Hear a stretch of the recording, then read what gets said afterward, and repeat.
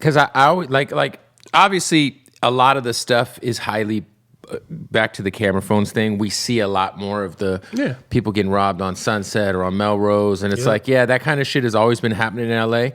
But I feel like back in the day, it was really like peak.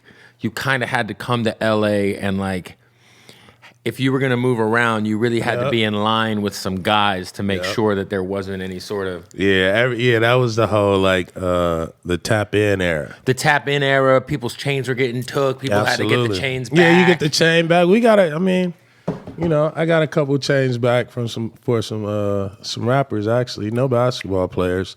Whose chain did you get back? Nah, bro.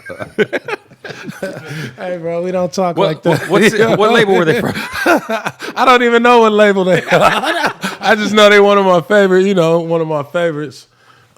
know, a couple rappers, man, just that's just how I be. You know what I mean? Like, a couple rappers just like come to LA, shit gets lost in.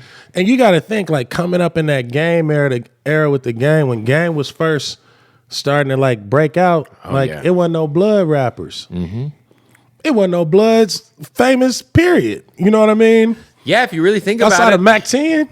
Yeah, it was Mac 10 and then the game, and then everybody was a Blood. Everybody started being Bloods. You know what I mean? So imagine like rocking with a Blood that is on his way up. You know what I mean?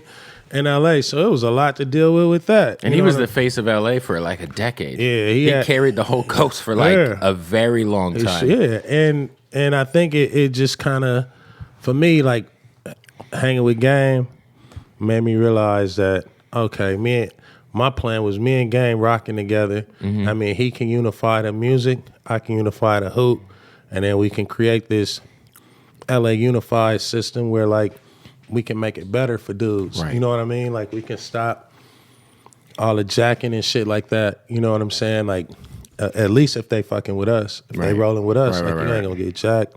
You ain't gonna get robbed. You ain't gonna get into no funny business. Right. You know what I mean? And, like, that was the goal, is really, like, once I saw that, I was like, man, like, Nip coming, Dom coming. You know, YG had a couple songs, but YG was on his way.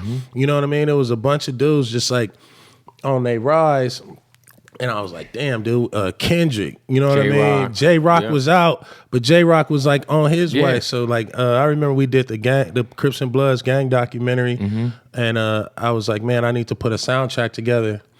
And on the soundtrack is all them dudes, like damn their first soundtrack.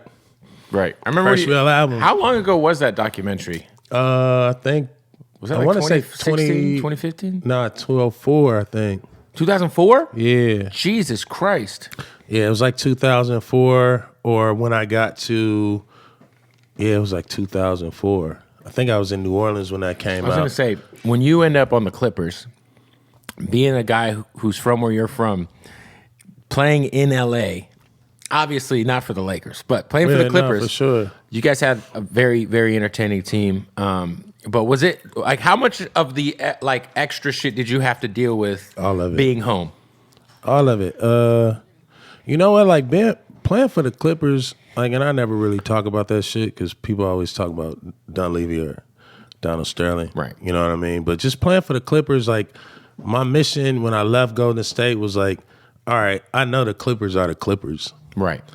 I'm coming back home to hopefully do what I did in Golden State. I told Golden State, give me 3 years, you know what I mean, with being the playoffs, if we get the right people around, you know what I mean? Like, that's what I wanted to do. So coming here, it was like, yeah, if I can get the Clippers to the playoffs, if I can turn the Clippers around, then it'd be a whole different story. You know what I mean? So it's historical at that point. It would have been historical.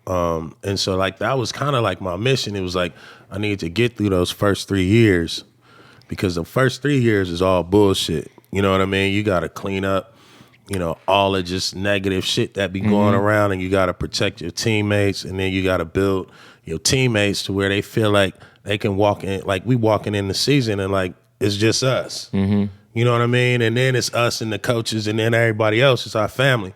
You know what I mean? And I think with the Clippers, it was just, that shit was just hard, bro. That shit was just hard because it was a lot of racism, sexism, backstabbing, people telling lies, snitching and shit. I was like, man, I thought we came to work to play basketball.